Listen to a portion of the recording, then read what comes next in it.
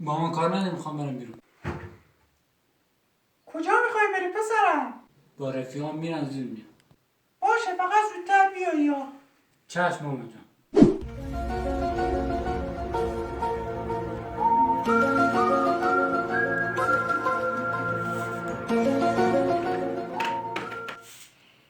با کفش اومدی رو فرش بیشور.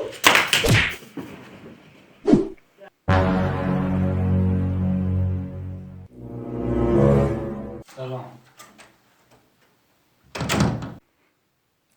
کدوم گوری بودی تو این موقع شد؟ گفتن که با رفیقام میرم بیرون. برگاش کتر پیش کتر بابو خوره من بابو.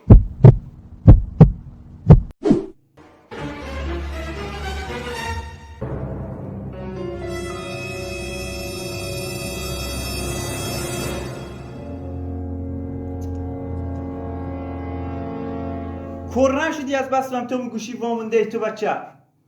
خب وقتی کم درس آخرم بخون دیگه. بابا تو شادم، دارم درس میخونم به خدا.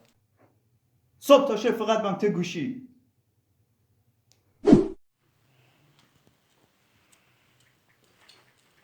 ای بابا این کنترل لامصب کجا؟ کنترل هم نیست. مصطفی کنترل زیر پاتونیه؟ نه بابا جان. وقتی اینجا. نه نگاه کن. دقیقی بچه جا بکی. اینه همین چیه با؟ بس بیاده. ای بابا الان عثمان شروع میشه در شده دیگه.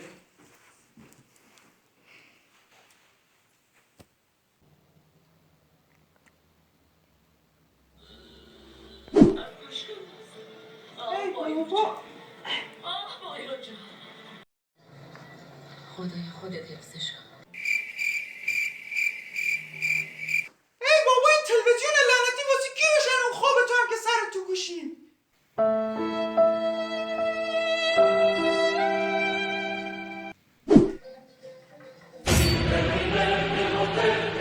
دم پای دستشوی کی خیس کرده؟ مصعب بابا دست تو.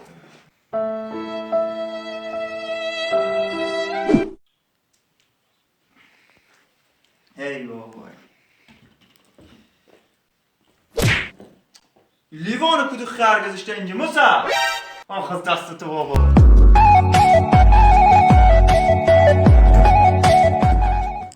آره اونو میخرم سر باش.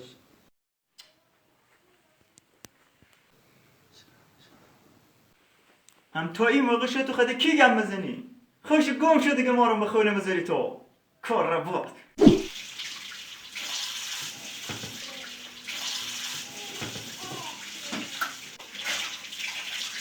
آخه چی از اینو یخچال میخوای تو؟ کار بخوره شکم تو. گوش نی کسافت.